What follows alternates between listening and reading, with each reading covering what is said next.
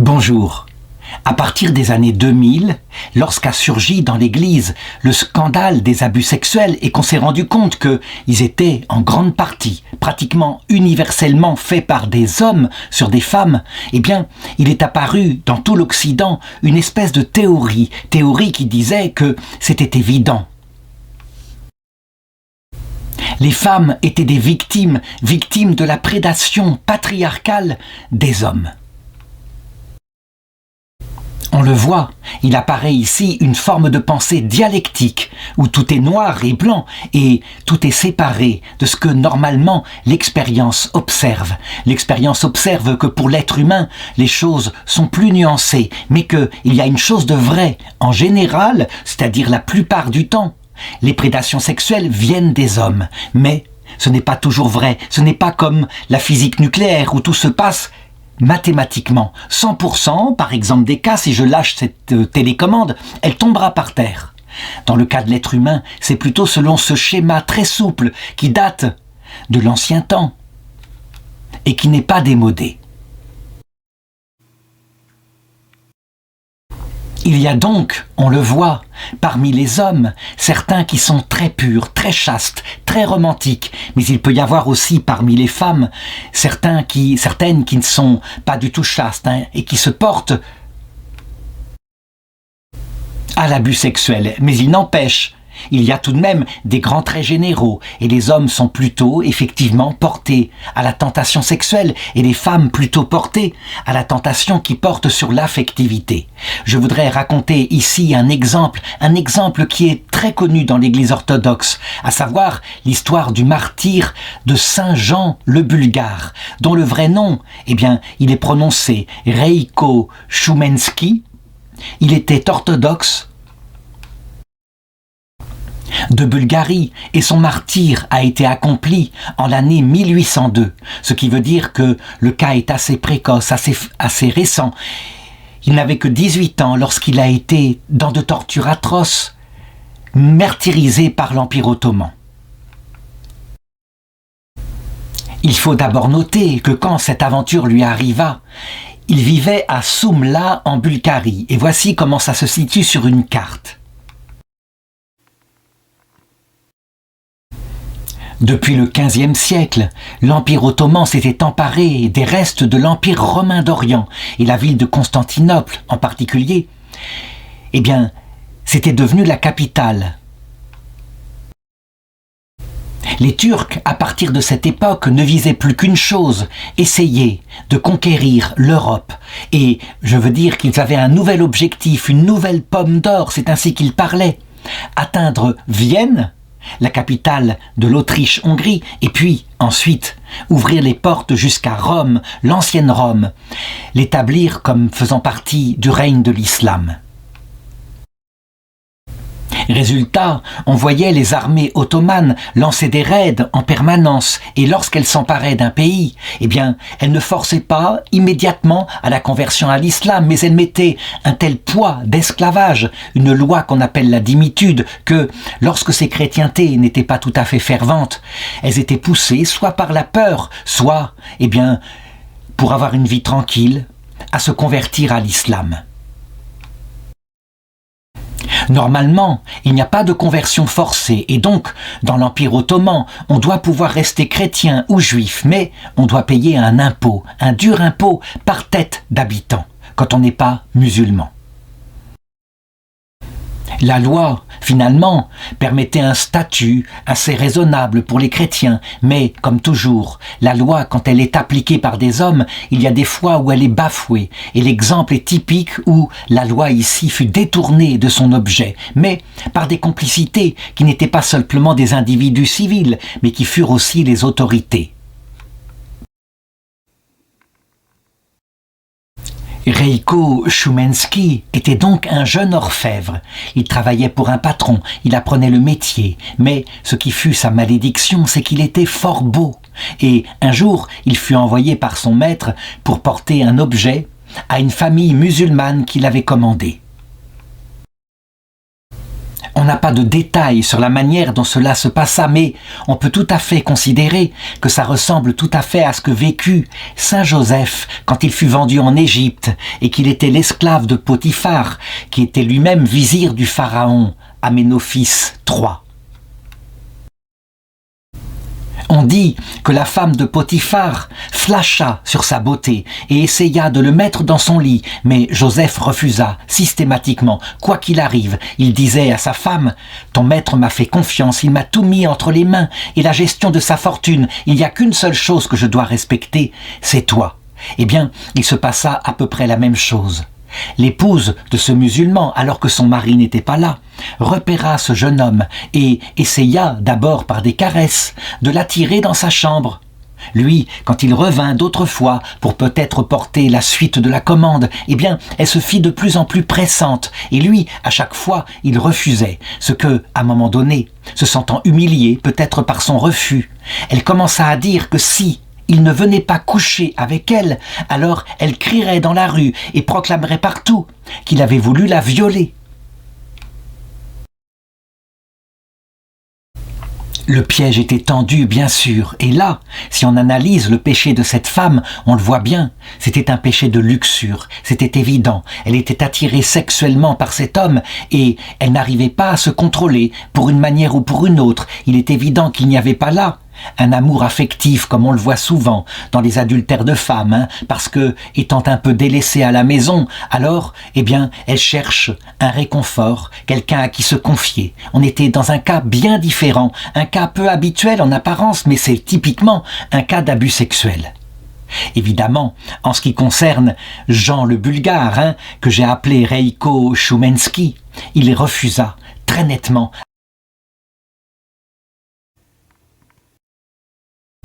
La pression se fit jour après jour de plus en plus forte et on peut penser que cette femme, probablement, était veuve ou était libre d'une manière ou d'une autre puisque, à un moment donné, n'en pouvant plus, elle lui proposa de l'épouser, tout simplement. Elle lui proposait même la fortune et l'honneur, mais il y avait une condition, évidemment.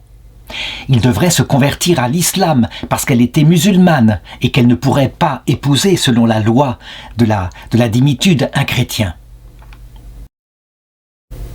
Lui, évidemment, résista encore plus. Il était orthodoxe. Il n'était pas question qu'il apostasie sa foi dans le Christ. Alors, elle repassa aux menaces et elle dit « Si jamais tu ne couches pas avec moi, alors voilà, je crierai, j'appellerai et de cette façon-là, tu seras accusé d'avoir voulu abuser de moi. » Le piège était tendu et, on peut le dire, en ce qui concerne Reiko Shumensky, il ne pouvait plus s'en sortir. Il refusa, elle se mit à hurler comme elle l'avait annoncé, les voisins accoururent, pensant qu'il se passait quelque chose, et c'est ainsi qu'il fut arrêté. Évidemment, à partir de ce moment-là, elle ne pouvait plus que le livrer aux autorités ottomanes.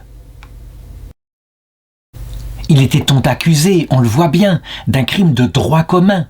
Et normalement, il aurait dû être jugé comme tel, avoir pu se défendre, prendre un avocat.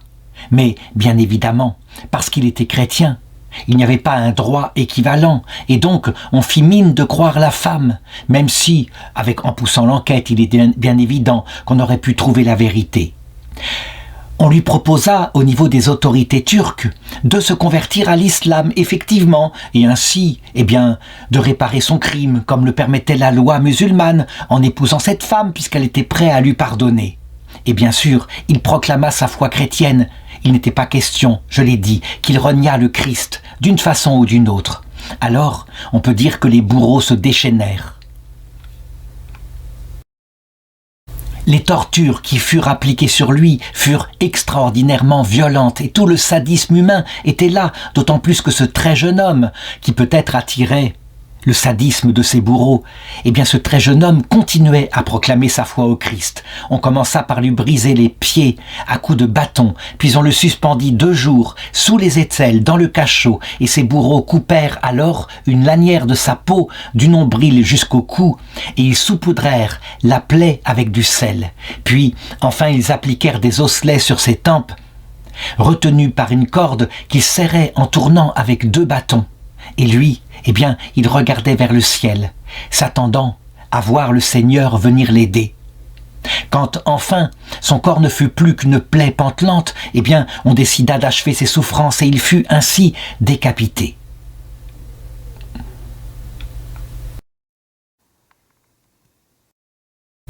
Évidemment, dans l'Église orthodoxe, la chose se sut une fois de plus, et on voyait comment l'abus pouvait véritablement provoquer des martyrs, et des martyrs qui partaient droit au ciel.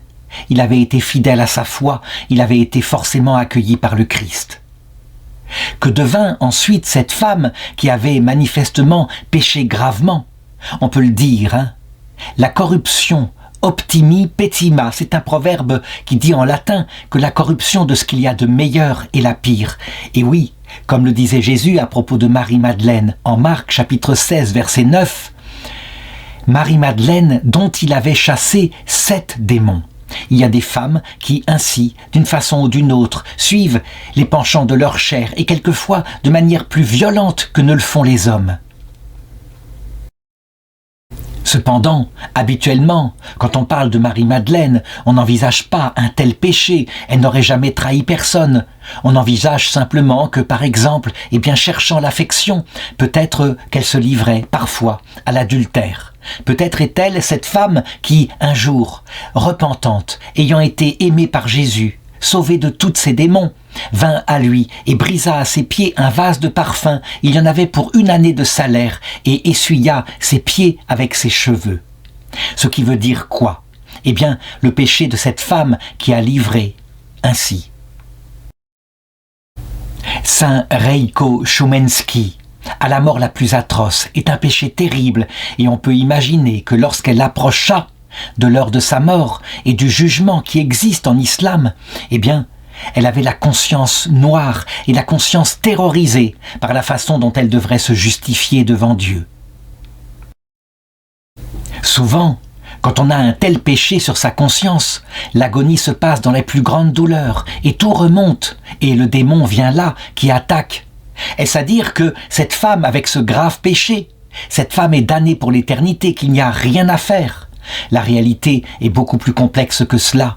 Et bien évidemment, Jésus est mort pour tous les hommes, sans exception, et nous devons le croire. Le Concile Vatican II nous le dit en Gaudium et Spes 22.5. Nous devons tenir que la possibilité d'être sauvé sera donnée à tout homme, y compris à cette femme. Elle n'avait pas suivi, évidemment, ce qui est dans la conscience de tout homme, à savoir qu'on ne commet pas une telle abomination, une telle trahison. Cependant, nous le savons, même pour les grands pécheurs, aussi grand soit notre péché, le Christ tentera tout, jusque dans le passage de la mort, accompagné de sa Sainte Mère, la Vierge Marie, pour sauver ses enfants. Certains, j'en suis sûr, parmi les chrétiens qui écoutent cette vidéo diront « Mais là, non, le péché était trop grand, et Jésus l'avait dit, celui qui scandalisera un de ces petits-enfants qui sont miens. » Et on peut le dire, cet homme-là, ce jeune homme-là était un enfant de Dieu. Il aurait mieux fallu pour lui qu'on lui mette une de ces meules que tournent les ânes et qu'on le jette à la mer. Donc, certains diront qu'il n'y a pas de salut possible. Eh bien, ils se trompent. Il faut toujours confronter à ce que disait par exemple Sainte Thérèse de l'Enfant Jésus dans un de ses plus beaux poèmes. « Moi, si j'avais commis tous les crimes possibles, je garderais toujours la même confiance. Car je sais bien que cette multitude d'offenses n'est qu'une goutte d'eau dans un brasier ardent. Oui, j'ai besoin d'un cœur tout brûlant de tendresse, qui reste mon appui, et sans aucun retour, qui aime tout en moi et même ma faiblesse, et ne me quitte pas, ni la nuit ni le jour. » Comment s'est passée donc l'arrivée dans l'autre monde pour cette femme, mais aussi pour les bourreaux sadiques? Eh bien, premièrement, par l'apparition, c'est évident pour moi, l'apparition de Saint Jean le Bulgare, qui était là, qui était prêt à leur pardonner, qui leur apparut dans sa gloire, rempli de la vision béatifique. Et ce fut évidemment pour eux quelque chose de terrible, à savoir de voir à quel point il avait été comblé de Dieu. Et pour ceux qui étaient dans l'erreur, qui pensaient que parce qu'il était mort chrétien, il était damné pour l'éternité, c'était un tel contre-coup. Mais il faut savoir que Saint Jean le Bulgare, évidemment, n'était pas là pour les condamner, mais pour leur proposer la possibilité de se repentir, pour leur présenter ensuite la Vierge Marie, que les musulmans aiment comme étant la mère du prophète Jésus, et puis la Vierge Marie elle-même se chargerait de leur présenter le Christ, lui, vrai Dieu fait homme, mort sur une croix, bien que la foi musulmane le nie.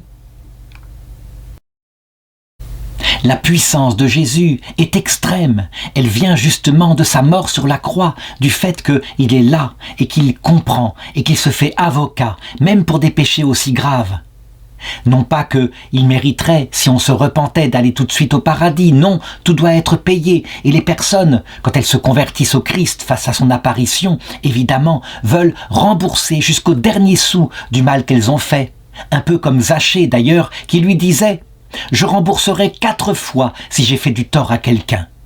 En tout cas, ce qu'on peut être sûr, c'est que si cette femme et les bourreaux se sont convertis face à l'apparition de Saint Jean le Bulgare, alors, voilà ce qui s'est passé pour eux. C'est la phrase que dit Jésus à propos de Marie qui avait versé ce parfum aux pieds de Jésus, en Luc chapitre 7, verset 44. « À cause de cela, je te dis, ses péchés, ses nombreux péchés, lui sont pardonnés, parce qu'elle a montré maintenant beaucoup d'amour. Mais celui à qui on pardonne peu, montre peu d'amour. » Je sais, il est probable que certains diront que ce n'est pas possible, qu'il y a trop de miséricorde, que le péché est impardonnable. Mais souvenons-nous de ce que saint Paul confirmait en Romains chapitre 11, verset 32. Car Dieu a enfermé tous les hommes dans la désobéissance. Et là, on peut le penser, cette femme fut enfermée le reste de sa vie dans le grave crime qu'elle avait commis, ainsi que les bourreaux. Mais la phrase ajoute, pour faire à tous miséricorde. Et encore une fois, ça ne veut pas dire que tous accepteront la miséricorde. Il y aura probablement des gens qui, face au Christ ainsi, se montrant avec son Sacré-Cœur et des plaies de sa croix, diront « Nous n'en avons rien à faire de ton amour, nous voulons la liberté de choisir nous-mêmes le bien et le mal. » Alors, ce sera le blasphème contre l'Esprit Saint. C'est celui dont disait Jésus qu'il ne serait jamais pardonné, ni en ce monde, ni dans l'autre, tout simplement parce que il méprise le pardon de Dieu.